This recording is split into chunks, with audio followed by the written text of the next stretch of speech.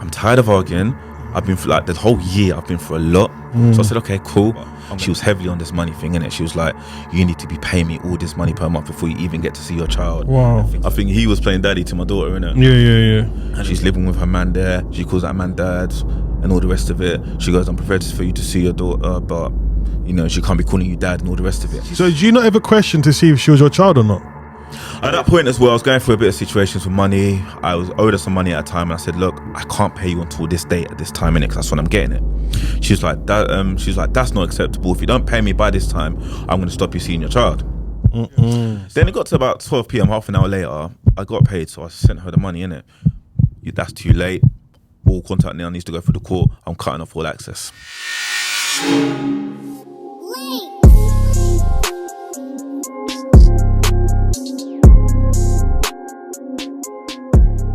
What's going on, people, and welcome back to the Baby Fathers podcast for another brand new episode. I'm your host, and I go by the name of DJ Ridler. First things first, Nate, you know what I'm going to say to you lot, innit?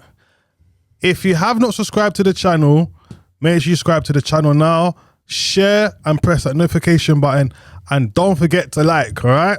So on today's show, we have another special guest, and he goes by the name of Leon. Hi, thank you very much for having me. Yeah, Leon, thanks for coming down and taking the time to come down, all right? Appreciate it. Yeah, all good, man. All right, so before we start, obviously I have to put a disclaimer out there. Anything what you say, it's your truth and it's your truth only. So it's coming from you. No one can't say anything different because it's coming from you, all right? Yep. How many kids do you have? I have one. Well, let's talk about how it all started. Okay. From the good side first. Okay, yeah, of course.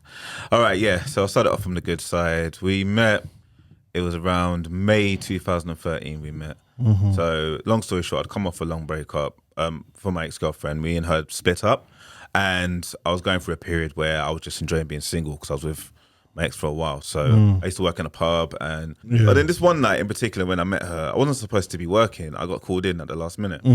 And I was working with another one of my friends there who he was in the same similar boat as me. We used to chat with the customers and all that kind of thing, you know. And it was a slow night. So he says to me, you know what, the next girl that comes in here, if you manage to chirp her, you know, I'll give you £20. I said, okay. I said the same thing to him. Okay. So just a bit of entertainment to kind of, you know. Spice up the night. Spice up the night, you know. So, yeah, we managed to do that. So the next girl that comes in was my daughter's mother and her friend. Her friend I wasn't feeling. As soon as I saw her friend, I was like, yeah, no, I'm not on that. But then my daughter's mother was like, you know what? I think she was the better out of the two, let's say. Okay. So I thought, all right, let me see what I could do. So they came to the bar, we started talking, and immediately we kind of hit it off, innit? She'd just been to Jamaica recently, so she was showing me pictures and stuff like that. And we got on. So the more the night went, the more they drank, and I didn't notice because, again, the night started to pick up a bit. But then every time she come to the bar, she'd be a bit more, you know. Friendlier. Yeah, friendlier, yeah. And her friend was completely out of it at this point as well because her friend had been drinking a lot. So she was drunk too. So it got to the end of the night, and I had to help her take her friend out of the pub to get her to a cab because her friend was finished, basically. But then when we got out of the cab, when we went out to go out of the pub, they went to the kebab shop. Me and her were talking and managed to swap numbers. And that was it. I said, okay, cool. I thought, you know, I done my thing with my friend, got my money, and then I thought I'd never hear from this girl again. Yeah. Turns out that wasn't the case. So I stayed behind at the pub to have a drink and stuff. She called me while I was there because she was at home. And I thought, why is this girl's calling me already? I thought, this is crazy, but all right, cool. So we started talking a bit, you know, and we arranged to meet up. I took her out for a date on that night. Took her out, we went for a nice meal and stuff. Then, you know, she's, I've got an idea, she's Pakistani, so she's Muslim as well. So okay. She's one of them where, it was one of them things where she was saying to me at the get-go, you know, I can't really do them kind of things. I said, okay. I thought, you know what, I'm not really in this for the long haul anyway. I'm taking you on a date because I thought we've been talking, it's a nice thing to do, and all of that kind of stuff. But then, things kind of escalated quickly.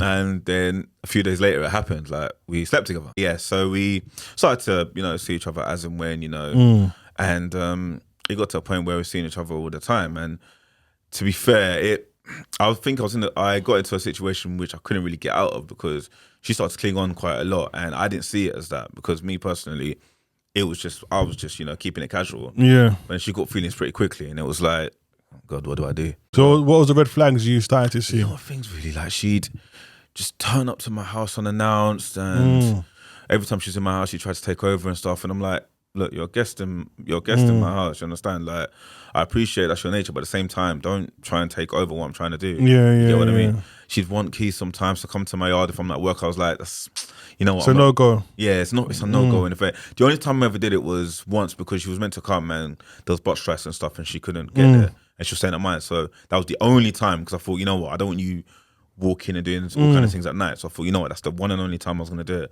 All right. So when did it go left? So I left her a couple of days in it. And then I just thought, you know what? I'm going to end this straight up. So I remember it was a Tuesday night. I remember this day clearly. I called her up and then I was like, look, I got something to tell you, innit? And she goes, no, sorry, I got something to tell you. I've been to the doctors and I'm pregnant. I was like, whoa. What the fuck? I was like, I almost dropped the phone where I was. All right, so let me just tell you something. So you were sleeping with her unprotected? No.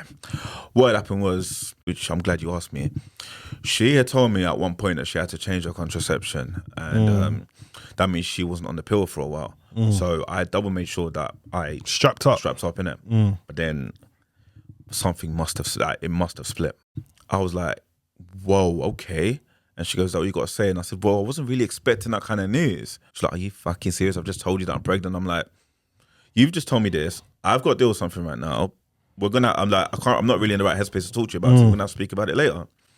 And then I hung up the phone. And then, don't know what I had to do for my boss. I sat down for about an hour. How was your head thinking? What place was you there? You know what? I don't even know. I was just thinking, shit, I can't get out of this right now. I mean, don't get me wrong. Did your world feel like slow at the time? Like everything just froze when she told you? Everything just froze. Well, because I remember I was walking outside. I was going to go get something to eat. And then everything just froze. I didn't know. As soon as I came off the phone, I didn't know where I was. Then I went to my room. I called her. I was like, look. And she called and she goes, you've taken so long. I said, you know the nature of my job. Right, let's talk now. And she was like, yo, I'm pregnant. I said, well, she goes, so what are we going to do? And I said, I'm not the kind of guy to tell you to go and get rid of a child. That's disgusting. I'll never, ever do that. You understand? So, and I said, you know what? If you do want to have the child, then I will support the child by all means. That's one thing I will do. You understand? Because we both created this child and that's it. And she goes, but what about us? And I said, you know what? That's going to have to be a conversation we're going to have at a different time. Right now, we have a baby to focus on. Do you understand? I went back to where I lived and then I went to go see her and then we had a talk and then I said, you know what? I said, we talked and I said, you know something? I was speaking to my dad and I said, you know, my dad said, you got to do the right thing, stand by this girl. And I said, yeah, but I don't love her like that and I don't want to be in a situation where you feel trapped. I feel trapped in it. My dad was like, yeah, but you got yourself in this situation. You're doing right by the kid, but then, you know, you need to do right by her as well. Do you understand? And I was like, my dad was like, that's what comes with, like, you know, it's responsibility. That's what comes with it. So I was like, okay then. So I listened to my dad and I said, you know what? I said to her, look, let's see what we can do to make a go of this thing. We're having a child now, so we need to kind of do this. So that's what it was. And then she was okay with it. She sensed I was a bit, you know, 100% in. Yeah. But I said, you know what? I'm trying to do the right thing here. So before she had the baby, was there anything else what happened? Yeah, so we broke up. So we ended up breaking up around about October, November time. So was the communication between that to when the baby was going to be born now? Non-existent. So you wasn't there at the birth? Nah. So she was born 3 days after my birthday. She'd got in contact with my mum to tell her that the baby had been born in it. So she didn't like. And did you say you wanted to be at the birth when was the discussion? When I found out she was pregnant and stuff, I'd always wanted to be there. Yeah, I said no matter what happens, I always wanted to be there. So I got robbed of that experience as well. You understand? And then the fact that you went to my mum to tell her as well, not even coming to tell me, that took the piss. So I was vexed, to be honest with you. So what happened from there after? So what happened was I'd gone to see my daughter, and then I was very quickly rushed out because literally she basically told her family that I'd left her when that wasn't really the case. So where you went to see her? At her house or? No, at the hospital. At the hospital, yeah, okay. That's right. And then after that, I didn't see my child for 6 months until September. So you only saw her once? I saw her once. In the hospital? Yeah. And then after that, we got in contact the next month. We tried after that we tried to sort things out in terms of getting access and stuff, but she was heavily on this money thing, innit? She was like, you need to be paying me all this money per month before you even get to see your child. Wow. And things like that. I went to a solicitor for advice at that time. I didn't really know the court system in that sense, sense, of course, innit? But then a family friend told me about a solicitor, and then once I'd once I'd spoken to the solicitor, then they told me, don't give her any money yet. Just come and see me, and we'll talk about it. I told her what the solicitor said. And she's like, I think it's disappointing that you're going to go and get advice like this. You need to give me money for this certain amount of time before you even start seeing her. And so she was trying to use blackmail. She was trying to use blackmail against me for that as well. You understand? And also, baby mum, like you saying, I got to give her all this money before I see my kid. It was just too long. much going on. Yeah. So it's from March till September. To that point, it was just long. And then, once I said to my daughter's mother, I'm going to go see a solicitor about this and all the rest of it, she again cut contact with me straight up. So it got to the summer now. My daughter was approaching 6 months. And then, she messaged, and then my daughter's mother messages me out of the blue again saying, would you like to see your daughter? And I was like, I was so confused at this point, innit?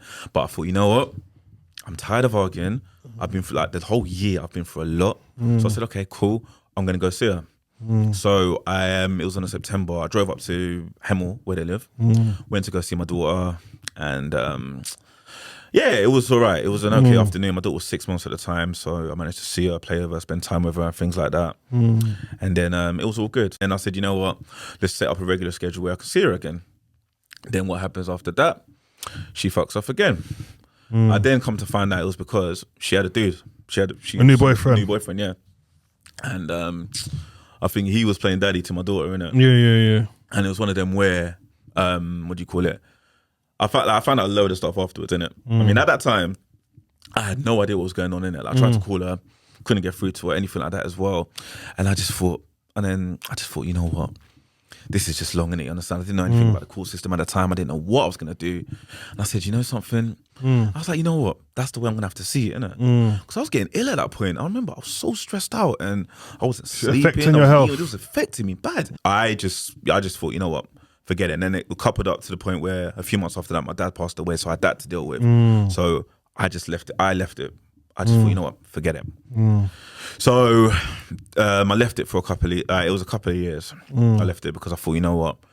It was so traumatic, and I tried to, try even find her, try to contact her. Couldn't find her Facebook. Her number was out of service. Everything. It was just wash my hands of it. I just thought, you know what? Do you think like you just mentally you just shut it down? Mentally, I shut it down. So a couple of years I left it. It was in 2017 we're in now. So my daughter was 2, approaching 3. It was just after Christmas, actually. Me and my mum were talking about my daughter, and I said, you know what? I'm going to try and start getting this court thing sorted. So I went through mediation. So I contacted the mediator, and I said, this is the situation, and I want to see my daughter. They were like, have you got any information? I gave the name, everything like that as well. I don't know how these people do it, because I gave the name. The next day, this girl calls me, innit? Yeah. And I was like, fuck, this is mental. I thought, thank God for these mediators. She said, yeah, I had a call from a mediator. And I said, yeah, that's right. I said, I need to get to know my daughter. She was okay, well, you need to know things. I was like, what? First of all, she was calling another man dad, which was her boyfriend. So she told you this, yeah? Yeah, she told me this, yeah. My daughter had his last name from it as well. No way. You think it's mad, isn't it? Yeah, go on. It's mad. So she'd been seeing this guy since, I think, from before my daughter was born. That's how it all worked out. So this whole time she was like... So did you not ever question to see if she was your child or not? I did. So that was part of the mediation, innit? So I had to get that all sorted. So she is my child. So yeah. But it was... So she told me this. She said that, they're back in the house where I first saw them. She's living with her man there. She calls that man dad and all the rest of it. She goes, I'm prepared for you to see your daughter, but... she can't be calling you dad and all the rest of it. I just, you know what? So you shouldn't get your title. She's saying no, she shouldn't. Exactly that. And I thought, you know what? Let me leave this. I thought, you know what? Okay, cool. I said, let me call you back. So I hung up the phone. I put everything into perspective for a minute. And I thought to myself, you know what? I'm pissed. I'm fuming. I could go in all guns blazing, yeah. But it's not going to help my daughter in the situation, you understand? So I thought, I'm going to play the long game here. I'm going to get to know my daughter. The one thing you can never ever take here is a natural love between a father and a child. 100. Because that child's gonna see it, that child's gonna feel it, and then in the end, that child's gonna come. We had 2 mediation sessions, innit? We had the first one near my ends, and then the second one we had up in London Bridge, and then the second one we came to the second one up in Central, finished that as well, and then I said, all right, cool. I said, for the next couple of weeks, I was going to be away. I said, but when I come back, we'll sort something out. She said, cool. She knew the day I come back. I came back. The next morning, she calls me up saying, oh, you know, wanted to talk to you about seeing her. I said, okay. And she goes, we do need to discuss the matter of maintenance though. And I said, you know what? I don't mind giving money for my child and all the rest of it. I need to see her and build that relationship before I start doing it. Yeah. I said, I'm not going to withhold money from my child, of course not. But you're not going to use me as a cash machine in that sense. 100. And I'm not going to be just like giving you money willy-nilly. Because if I, in my head, I thought, if I give you money, you are just going to just take this thing away and then I'm not going to see her again. She was like, okay, fine. She was like, you know what? I will call you, what was it? She said, I will call you next week to sort out me and stuff. I said, okay, cool.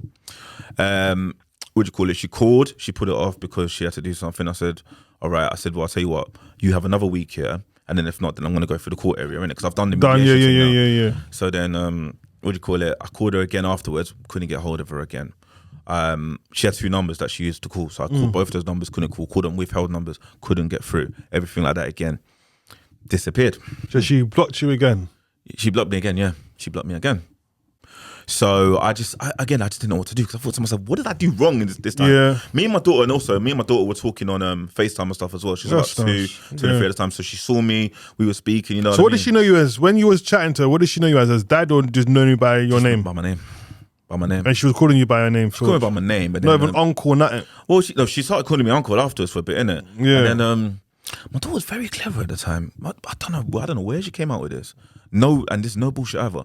She looked and she was like, you look like me. And I was like, right. Because me and my daughter are little twins, innit? Yeah. Like, Took her genes bad. Yeah. Like she can't. I can't deny that. Basically, yeah. I know. So let me ask you a question. How was you able with dealing with another man being called dad, and you wasn't allowed to be called dad? How was you able to deal with that? That shit hurt. I can't lie. That shit hurt like mad. But then, it was like one of them where I was fuming and I was pissed off. Yeah. But then, at that time when I was FaceTiming and things like that, I said, like, you know, I kind of put it to one side because, again, she hasn't known me. I had to think about it. Yeah, of course. She hasn't known me as dad, and she's known this other dude as dad. Do you understand?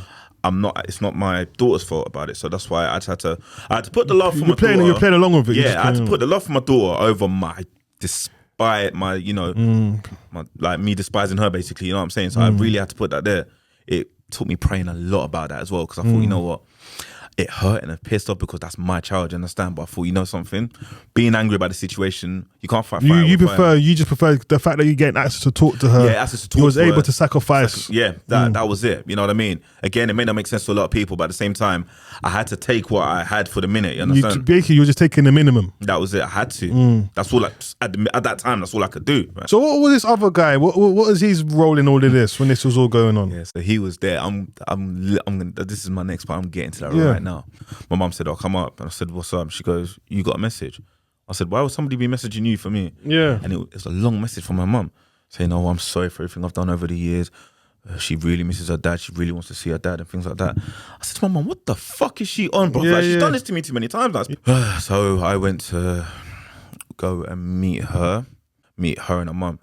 I was just like, you know what? I sat down and said straight away, I'm not doing this shit again. You understand? That was my first thing. 100. I said, I am not doing this shit again. I said, I'm not parting with peace. I'm not doing this whole mediation thing again. It's either the fact that I see her or fuck this and I'm walking out. When do you want to see her? And I was like, are you joking? Like, no. I said, well, what about your man? She's like, oh, he's not around no more. I was like, that's how I knew. That's how you know. That's when they come looking for you. So then I'd find out that literally, what do you call it? She told me that this man had been controlling the whole situation. He made her put the name on the birth certificate. How could you make someone do that? Yeah. I don't know. But then, yeah, apparently she was in a controlling relationship with this guy, and that's why she went away and, you know, cut all contact off with me and things like that. The whole thing screamed bullshit to me personally, but I said, you know what? I'm tired. That was basically it. Apparently, he was the one pulling the strings and not allowing. And do you believe that he was pulling the strings, or do you believe she was controlling the situation? I think there's a mixture of both. If I'm honest with you, there's a mixture of both in there. Hold on. So she was trying to use you as a cashing cow. Yeah. My man at the time. So if he was playing daddy, was he financing his child? He was financing it too. So he was financing, and she wanted your money on top of it. So she was trying to get best of the both worlds. That's right. That's right. Yeah. Go on. Yeah, go on. Yeah, I know. So So I said, you know what? So I then saw my daughter I started building regular contact from summer 2018 till January 2019. So she's giving you access again, yeah? Yeah, so I'm seeing my daughter all the time. I started paying maintenance as well to her because it was like, you know, I was supporting. I was still my child. So I was supporting my child. My child knew me as dad, so we were doing all that, and it was cool. You understand? She was coming over. She was bonding with my family. Stayed with me when I was at my mum's and all the rest of it. It was going okay. Then it got to about Christmas of that year. Then she started fucking acting up like mad. I don't know where it came from, but she just started acting up. It was just weird. Like, what kind of thing she done? So it was just out of nowhere, for instance, because she'd asked me. I'd see my daughter on weekends, and I'd also see her on a Wednesday night as well. I used to go and pick her up from after school club on a Wednesday night. Whenever she'd always ask me to come in and stay and things like that, I wouldn't be comfortable with it. You understand? I wasn't seeing anyone at the time, but I just wouldn't feel comfortable with it. You understand? So I just dropped her off, and what's it good? I just try to keep things as minimal as possible. Well, was she looking for like a service from you or something? maybe. You know what I'm saying? Good. I wasn't trying to play along with that shit at all. Of course. You know what?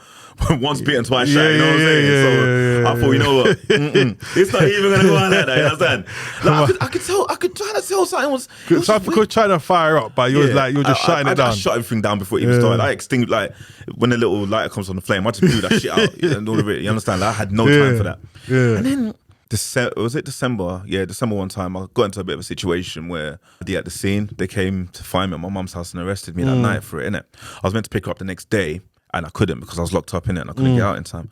Called my mum to say, can you tell her that I can't do this shit? My mum called her. And then when I came out, I tried to call to explain the situation. And then she just hung up the phone to me saying, I don't want to know, you let me down. I was like, so Boxing Day now, I tried to call her the day before on Christmas Day, say, look, this is the time I'm coming to come and pick her up and bring her down here. Me and my younger sister drive up there, only to find out, A, they were asleep, and B, my daughter was ill, so she couldn't even go anywhere anyway. Yeah. And I made that trip to Hemel, so I was like, why the hell didn't you tell me this then? Before you got there? Yeah, I messaged you and I asked you bare times. She was like, well, I didn't see my phone. I said, no, you're fucking lying to me because you know you saw your phone. The things were on blue ticks and that's what I'm trying to see. So you read it. Me. You read it. At that point as well, I was going through a bit of situations with money. I was owed her some money at a time and I said, look, I can't pay you until this date at this time, innit? Because that's when I'm getting it. She's like, that's not acceptable. If you don't pay me by this time, I'm going to stop you seeing your child. So I saw her on the 5th of January 2019. Picked her up on a Saturday, dropped her off. Then she gives me that warning again. I need that money by this time, this day and this time. I was like, right, okay. And so it was a couple of days after at 11:30, she wanted the money. I was like, I thought to myself, I can't take this thing seriously because either way, I'm still going to give her the money on that day. Yeah.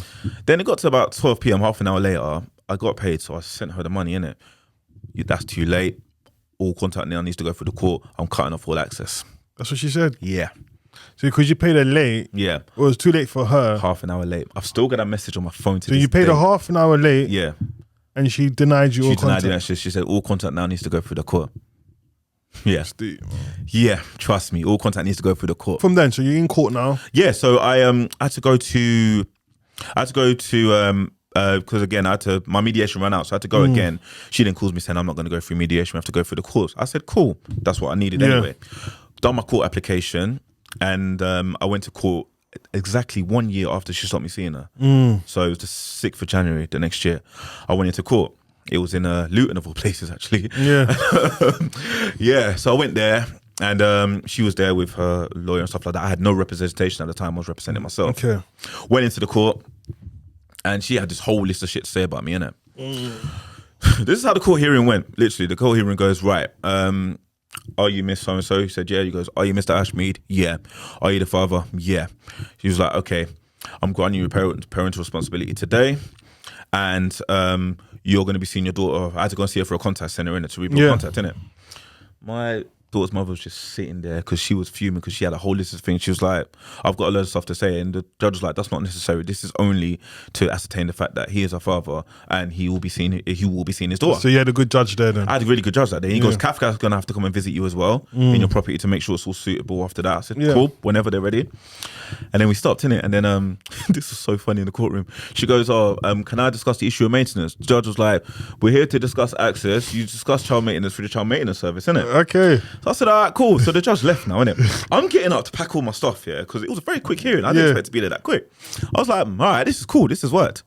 she then turns to me. She hadn't said a word to me at that point. She turns to me, can we discuss maintenance? I said, look, you heard the judge, innit? And she starts going off, innit? And then She starts going in the court. While the judge is gone, the tape's still recording now. And then the court people are like, excuse me, can you please take this conversation outside? So that was it. So then I had to go to a contact centre, which was like £45 a week. I had to go in the contact centre, which was good because it was our own time, innit?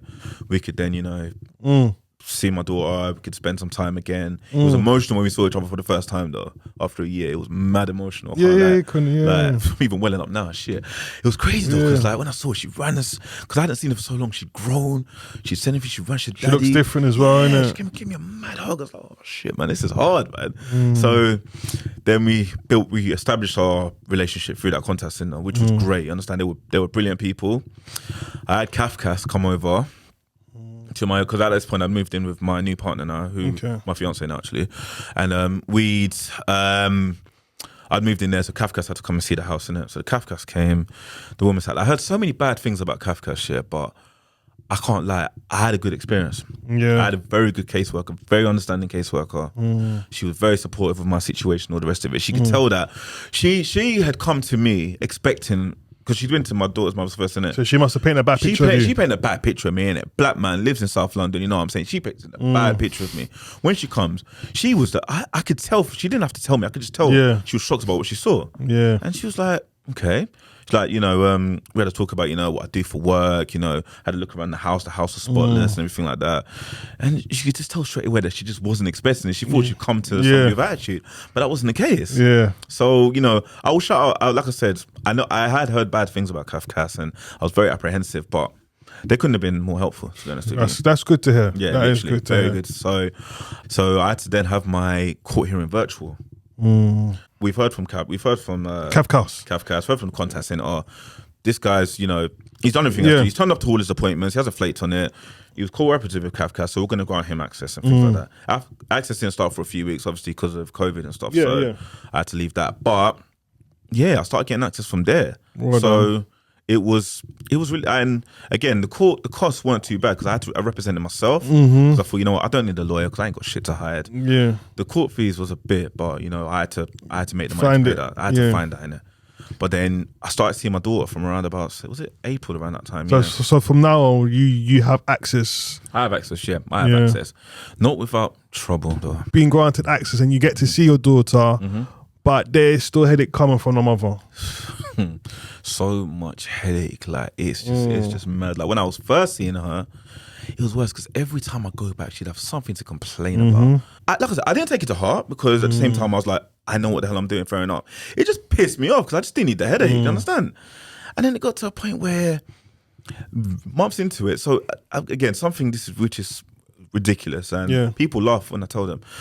My daughter was 5 or 6 at the time. I'm gonna bath my child. You understand? You don't need to be bathing her because a male bathing her and stuff like that. And I'm like, I'm her fucking dad, bruv. Do you understand? Well, okay, so see this now. Because I have had this conversation in the past. With people. Now, my take on bathing a female daughter. I know people have different aspects of it. Of course. But my aspects of bathing a female daughter, I wouldn't bath my female daughter. Till she gets like to 4 or 5 years old, I would let her go in the bath. I've said this before in the pod. She can go in the bath. If I'm gonna go and get her, I'm gonna with a towel and that. That's just myself. Of course. You understand? So people have different. There's no crime of bathing your daughter. But as a father myself, I choose not to bath my girls' daughters, and if I would put them in the bath, my head would be turned, and that's from like 4 or 5 years old. I hear it, and now that happens now, obviously. And it's just the way she was saying it to the point where it was vilifying myself, and I'm like, look, if you want to talk to me properly about it. Like, first of all, I'm a father in that sense. I get where you're coming from, definitely. Don't get me wrong, but this is when I was first seeing her. Do you understand? Okay. And it's one of them where, like I said, I haven't been able to be a proper father to until the age of 6 years old. Do you understand? So I haven't been able to, like I said, I'm just getting used to everything. You understand? You're learning. I'm learning as I go along, and it's getting to the stage where she was just making me out to be some kind of way, and I'm like, that's disgusting. I'm sorry to say, but that's wrong. Like, if you have an issue for it, I get that. Now, as you say, I do the same thing. Like, I run the bath for her. For the last few years, Yeah. I just do it. I run the bar for her, get it in. I'm like, you know what? Do what you want. Do your thing. Wash yourself. Come out in a towel. Yeah. And then when you come, put your clothes on. Yeah. That's it. You understand? Yeah. But yeah, it's just because it was one of the first times I had her in it. You understand? And and another thing as well when so that I kind of like we spoke about that and once we had a sensible conversation about it, I got it. But it was one of the things she was giving me a headache about again, trying to make me look a certain way. Yeah. And another thing as well was stuff with her food as well. Again, as I said, I'm careful, but then sometimes kids will be kids. Certain things will slip, and then it's like it was just empty threats and stuff saying it's a cause of neglect, cause of abuse. You giving her this, and then her coming off in a rash and stuff. It's just a cause of abuse and stuff. And I'm like, listen, so how is it now? So how are you lot now? On and off, man. On and off. But you still get to see your daughter. I still get to see my daughter. Yeah, I still get to see my daughter. So that's in place. So that's in place because that's in place with the court. So that's never like, So let me ask you a question now. Go on.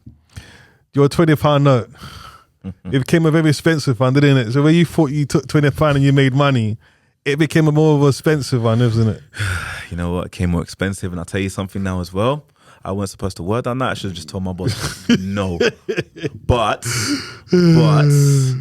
But I wouldn't have had the blessing. That's my daughter. 100. So there's two ways to look at it. Your way, definitely. That's a very expensive money. I don't even know what. I think I spent like 20 on petrol for my car. That's all I spent on. You understand?